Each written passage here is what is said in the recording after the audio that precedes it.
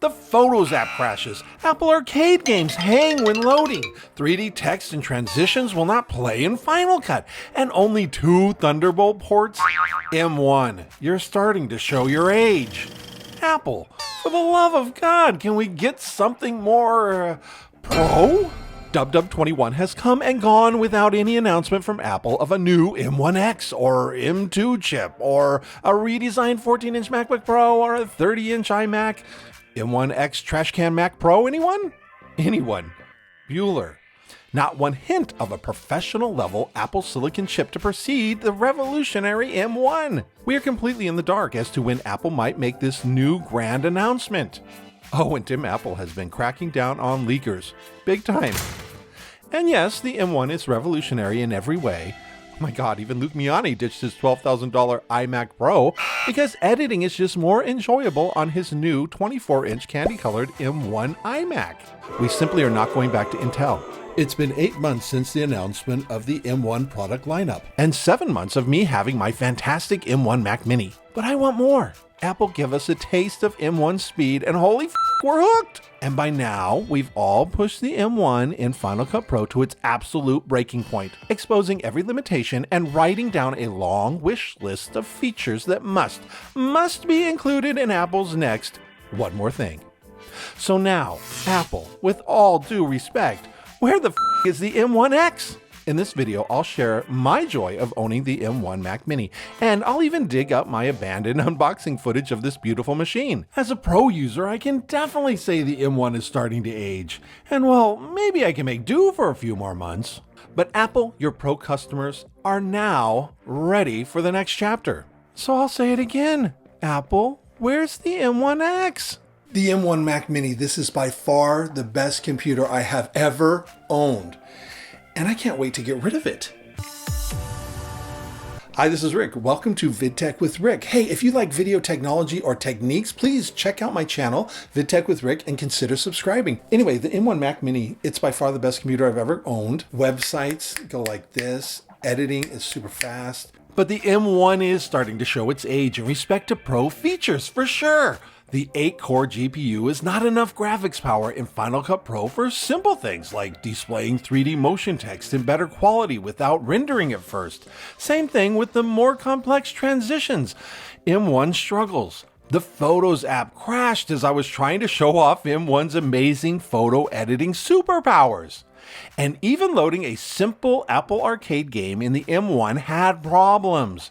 It hung, the beach ball spinning away. Now maybe this is the 8 gigs of memory instead of the 16 gigs I should have bought. But I hope my point is taken. Pros need more than 8 cores of CPU and GPU power to optimize their workflows. Okay. Most of these problems were one-time flukes, and for the most part, the M1 is flawless for what it is, an entry-level computer. And you might even argue that this initial step into Apple Silicon is not for pros. I agree. So let me first praise the M1 as Apple's incredible stag's leap from Intel's decades-long dominance, because the M1 Mac Mini really is the best. By far, the best computer I have ever owned. Period. PCs, Macs, anything. Period. It's usually $699. B&H had it on sale for $639. And I love it. It's great. But the reason I say I want to get rid of it is not because it's bad. It's because I can't wait for the M1X or whatever. This was always supposed to be a temporary computer. And I wanted, as it still has its value, I want to turn it in and get more. So what was my experience with the M1 Mac Mini? 4K 60p footage runs smooth as butter. Adding effects are instant. Sure, you can bring the M1 to its knees, but you have to try real hard. And if you're just doing web browsing, emails, and Disney Plus and chill, you're golden. But the Apple Silicone, I mean, by far, this is just fantastic. I mean, amazing. As a Final Cut Pro user, I've become more productive. I also like the ability of having 2 monitors with my M1 Mac Mini. But Apple, if you're listening, my wish for your next-gen M chip would be more CPU power and better GPU graphics, 32, 64, or even 128 gigabyte memory options. How cool is that? And an SD slot would be nice. Oh, and can we please have more than 2 Thunderbolt ports? Or USB 4 ports, or whatever Apple's calling it these days. Just more ports. The M1 has its limits. Well, hopefully this means the next M chip will be limitless and all powerful. At least for a while. I can't wait. But how does the M1 compare to my last Intel Mac? Well, it doesn't. Now, I was editing 4K 60p footage with Final Cut Pro with my MacBook, just regular Retina MacBook, and it was doing okay. But I couldn't do anything special with it. I couldn't do special graphics, or I couldn't do, too many layers. I really couldn't do multicam very good at all. So anyway, the M1, I had a lot of high hopes for it.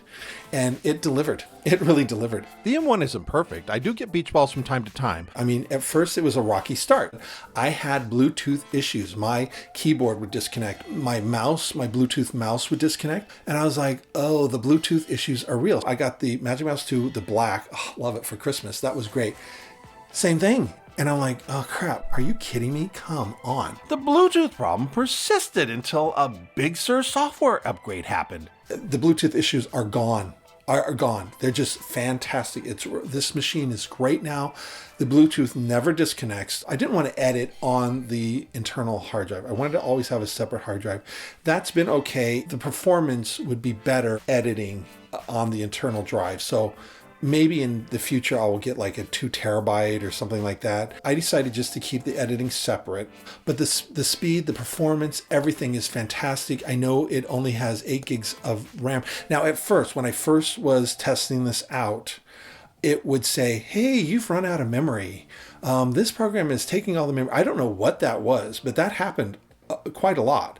And I was like, huh? Oh, that's going to be a problem. But once the software updated and everything was fine, well, after just that first week, everything was fine. And don't even worry about it. If you are in the market for an M1 Mac Mini, I think now they have it on refurbished for only like $589 or something like this. Get it. And get it. I mean, it's a fantastic machine. It's a really good, fantastic machine.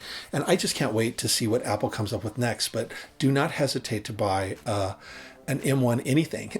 I love this thing.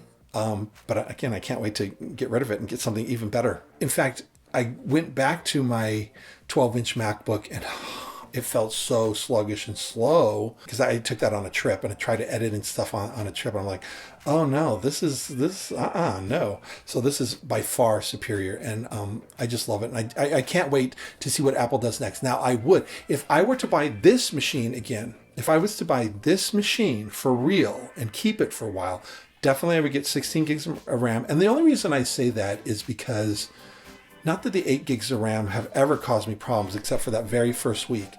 8 gigs of RAM have never caused me a problem. I just would like to have more speed now. And I probably would get at least 1 terabyte or 2 terabytes and probably edit some footage internally, I just think I would. That's probably what I would do. But if you just want a simple computer and you don't want to spend a lot of money, I would just get the base model and get a portable solid state hard drive to edit if you're an editor. If you're not an editor, then you'll love this thing. I mean, there's nothing else I can think of that you would need to have as much performance as editing. And editing, it just blows everything I've ever had out of the water. Now, let me just explain. I shot a whole review video about this, unboxing and review, and my iPhone 12 Pro Max kind of ran out of storage. Ow! Things weren't going good, and here's some footage of that. Hi, this is Rick. Welcome to VidTech with Rick. Well, this wasn't supposed to happen today, but I was filming. I got interrupted by the FedEx guy, and this happened. We got just the base model. Like I was going to get the 16 gig with 1 terabyte, but then I'd have to wait until like January 3rd. I don't know. I was like, should I use external storage? Does the 16 gigs really matter? Are they going to come out with something better later? Like a Mac Mini Pro or something like that? So I decided I'd wait to get like a Mac Mini Pro and just get the base model, the cheapest one. And then when they come out with something better, hopefully in 6 months to a year, I will just turn this in and get the new one. But let's open this up and see if there's any kind of big performance difference or anything like that. I've been rocking this 12-inch MacBook. Shortly after I bought this, later in the year, my 27-inch iMac died. I mean, died. And so I was going to replace it with another iMac, but guess what? This worked great for years, for like 3.5 years. So I'm ready for an upgrade. I am ready for an upgrade. Okay. Oops, where does it go? Oh, it goes over here. I'll be right back. Ow! Okay, here I am back. So here it comes. No signal. Chime. Does anybody want to know why I have 70s hair? Please, I'll put it up here, but watch my weight loss show, Lose It with Rick. The last episode, I explain all of my hair. I think it's just doing something. It's doing something. I better go get my iPhone because I think I need to know passwords that I don't know. Did I leave my iPhone somewhere? Okay, I just did something really stupid. I went looking for my iPhone because I'm pretty sure I'm going to have to know passwords, and I went looking for my iPhone. I'm filming with my iPhone. We're in HDMI input 1. It says no signal. Ah. Okay. Okay. So it was the connection. So whatever happened, my connection was wrong. So they want me to turn my mouse on, which I did. It doesn't seem to be recognizing my mouse. Oh, there it goes. Okay, so we see it now. It recognizes it now. It's very slow, but it recognized it. Okay, now it wants to pair with my keyboard. This was working just a few moments ago with my, with my laptop. Okay, there goes the thing. It doesn't seem like... Sometimes I put it and make it touch it, and sometimes that works. Okay, there it goes. I recognized it. Okay, so I'm regular English, not that UK English. Okay, so we're still having connection issues, I guess, with this keyboard. I don't know. So when they say Bluetooth issues, I don't know. This could be part of it. I have to read this. Okay, I've read all that. And there it is. So this is my first experience with my Mac Mini. Okay, so while we're here, let's just open up a website and see what's up, if it goes faster or what. Hey, that was pretty fast. That wasn't mind-blowing though, but it was fast. That's pretty fast. That's really fast. It's pretty fast, but I know I'm going to get used to this speed very quickly. There's a lot of things that we have to do with this new Mac before we can get a proper video going here. So I'm going to let this update, and then I'm going to figure out why the Final Cut's not going, and I'm going to do a couple more things, and then I'll be back. So as you can see, I was having Bluetooth issues. I was having display issues. I was having a whole bunch of issues. If you get a new Mac Mini, or any computer for that matter, let it set up. Let it set up. Let it upgrade itself to the latest software. It was giving me nightmares. So when I found out that I lost the footage of the unboxing, I just said, screw it. I don't even want to do a regular review video anymore. I was just so disappointed. And but I was never disappointed in the fantastic M1, and I am so glad I was finally able to share my review of Apple's M1 Mini Marvel. But again, I can't wait for the M1X or whatever's next. Thank you for watching. If you like video technology or video techniques and you would like to check out my channel, VidTech with Rick, I would love to have you as a subscriber. Thank you for watching, and I'll see you in the next one.